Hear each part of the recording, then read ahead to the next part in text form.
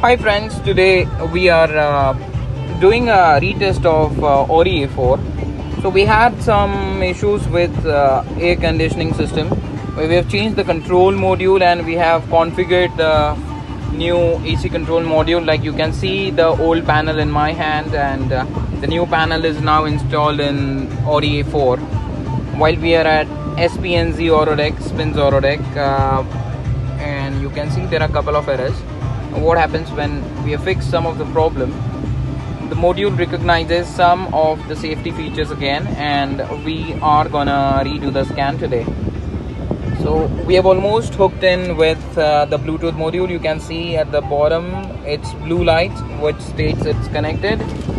On my lap you can see this is Audi version 10.93 Pexule, and we'll be scanning now.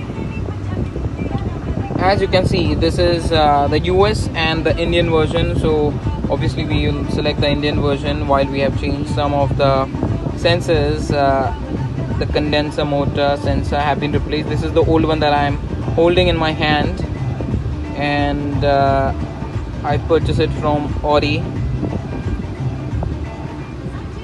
While the equipments are very well, we are gonna check the airbag connection now.